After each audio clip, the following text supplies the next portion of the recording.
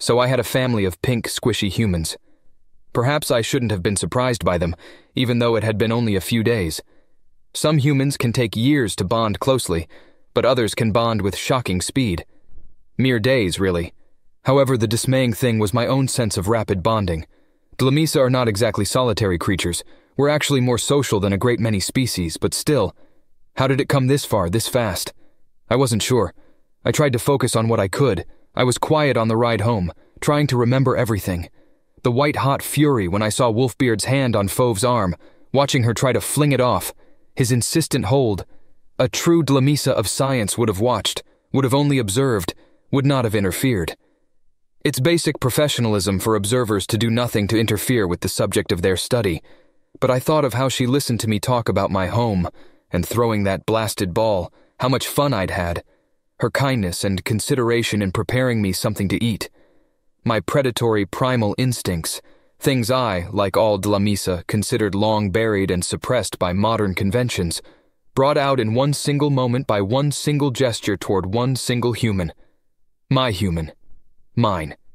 By some impossible measure, in some unthinkable way, in an impossibly short span of time, they'd become mine. I should have felt bad about biting Wolfbeard.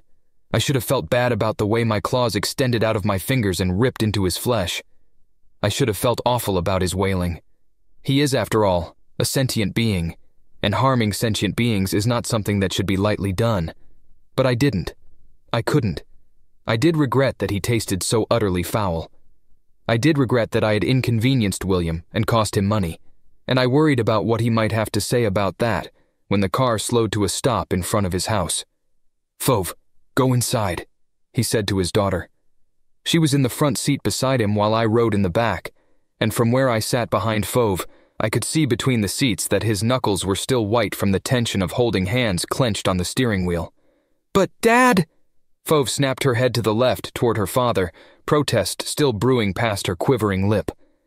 "Now, Fove, I just need to talk to Bailey for a few minutes," he said, and gave her a weak smile that was barely there at all. She looked back over her shoulder toward me, then back to her father, then exited the car without another word. The door slammed shut, and I felt myself jump a little. I lowered my head and would have curled my tail if I could have. "Sorry, Mr. Walker. I didn't mean to cause all that trouble. I hope it wasn't too expensive.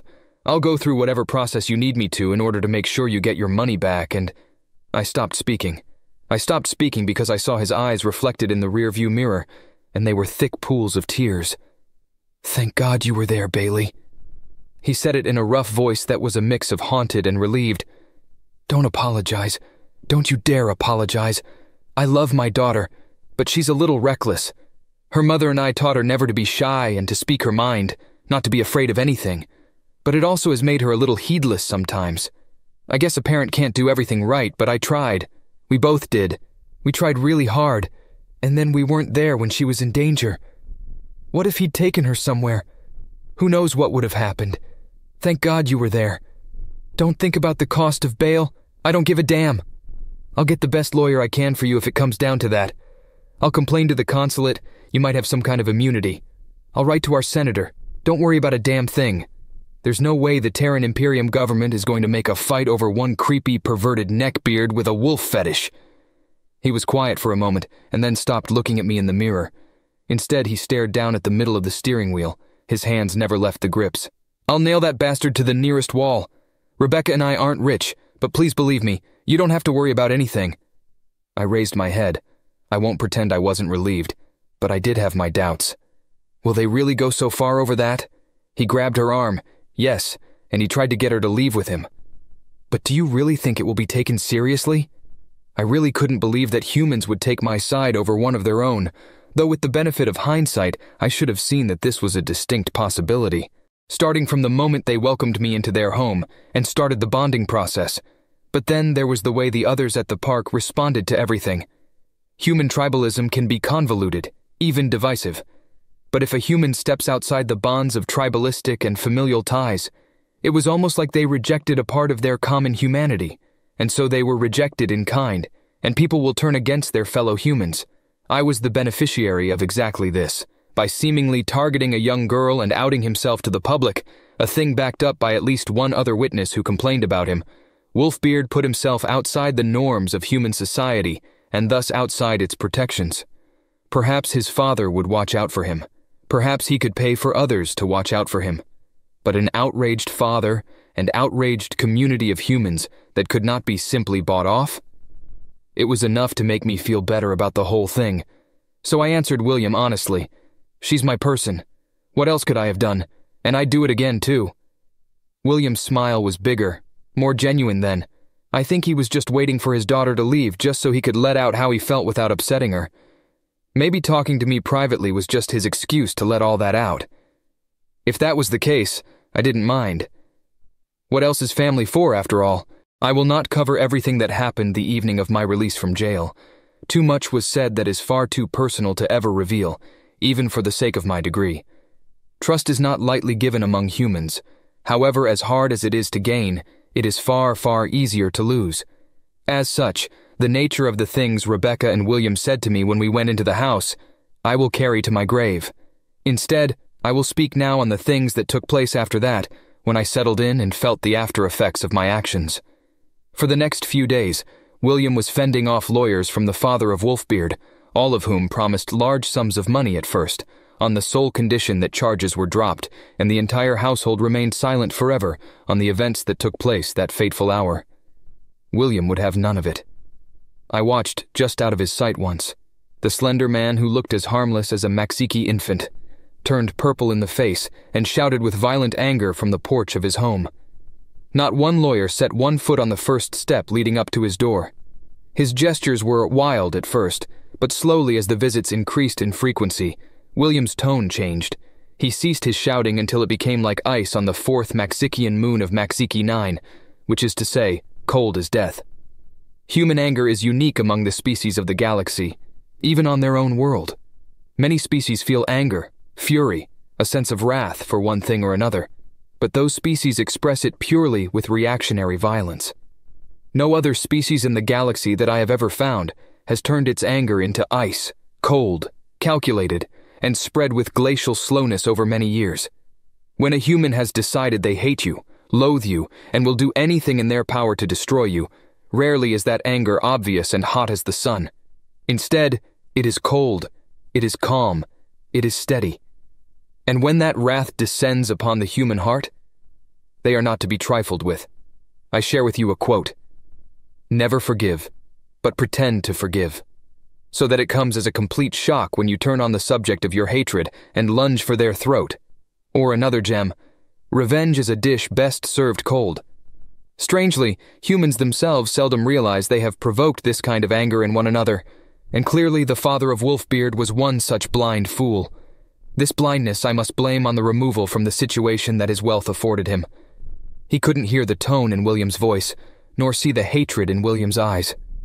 I believe, though I could never confirm, that to the remote father of the failed human, this was just another deal. Just one more thing to sweep under the rug, that he believed William would cave eventually. However, after my statement was collected and Wolfbeard was removed from the hospital and taken to a jail cell, the tone of the lawyers changed. Thankfully, I could hear what they said, and will relay them here. The offer he has made to you is more than fair. If you refuse, we can assure you that my client will do everything in his power to protect his son. Naturally, this means your daughter will be forced to testify. You don't really want her to go through that, do you? If you comply with his reasonable request, he'll put in a good word with you with the PRS. The lawyer who said that trailed off, and I must point out for you here that the PRS refers to their Planetary Revenue Service, a branch dealing with taxation.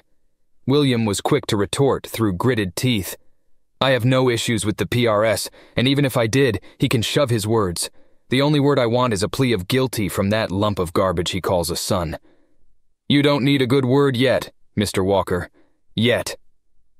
The lawyer made his retreat down the front steps without waiting for William's reply. These were but 2 such incidents, but there were many, many more as Wolfbeard's lawyer filed motion after motion to delay the trial, and William's face didn't wear the same smile it always did before. Even though he'd praised my actions, I could see the change in the Walker family as day stretched into day. I could hear them upstairs at night. Their steps were heavy, and I could hear the refrigerator crack open as their sleeplessness became more frequent. I admit that I deleted this segment many times before deciding to include it, and when I did finally decide to keep it here, it wasn't without reservations still. William and Rebecca were a very loving couple, and like most loving couples, they were physically affectionate. I believe that even without my ears being as good as they were, I could have heard the proof of their physical intimacy. Their master bedroom, the place where heads of households sleep, was directly above the space where I slept. So in the first few days after the event, I didn't leave the house, and at night I couldn't not hear the amorous couple. Instead, I heard furtive calls, at least one side of them. "What do you mean, audited? I paid extra for audit protection when I paid my taxes." "No, I won't settle." I know that William fielded a lot of calls like that. A call asking about a settlement was always hot on the heels of a call from some acronym organization or another. But Rebecca had her share of calls as well. "No, he's never done anything inappropriate. And no, you cannot visit. Contact our lawyer's office if you want to arrange an interview, otherwise do not contact us again." Rebecca's voice was far more shrill, piercing than William's, but despite the stark differences, their emotional drives were like wheels on a car, perfectly in sync with one another. I kept quiet at first, unwilling to let them know I heard, until one night I was up late, listening to crickets chirp outside the window after having shared a coffee with Fauve, and I heard the bedroom door open behind me. It was Rebecca, her hair disheveled. She wore a weary face to go with a bright blue silk robe that was tied at the waist with a thick fabric belt and secured with an interlocking loop and a button at the chest. She walked past me, poured a cup of coffee for herself, and sat down at the table opposite myself. "Up late again?" she asked, and cracked a fragile smile. "Is it because of this? Do you just enjoy Fauve's company? Or do you just naturally like the late hours?" She took a long sip of the steaming amber cup, and I just answered, "Yes." She blinked a moment until she understood, and tiny trace of a smile spread across her lips. "You and Fauve seem to get along well. It's nice to see her make a friend." "We have a lot in common, surprisingly enough. But why do you say that? Does she not have many?" I asked, and Rebecca sat back in her chair. "Fauve is a special one. She got the best of her father and I think. She doesn't need people. Not really. She does have friends, but they're mostly online. We sent her to school. She thought most of the kids were dumb because they didn't like science. They didn't want to learn another language. They didn't share her interests. That's why we started homeschooling her. But we've always worried that maybe we kept her away from people too much. We're not the perfect parents, but we did do the best we knew," Rebecca said and took another sip. "I guess I just always thought she'd be a happier kid if she had a few close friends she could sit down like this with." Rebecca finished talking, and I wasn't sure what to say to that. But I did feel the need to own up to what I'd been hearing. Rebecca listened as I relayed the fragments, and when she looked at me disbelievingly, I flicked one finger against my left topmost ear, and she finally nodded in understanding. "Why don't you just... All this is because you won't settle, right?"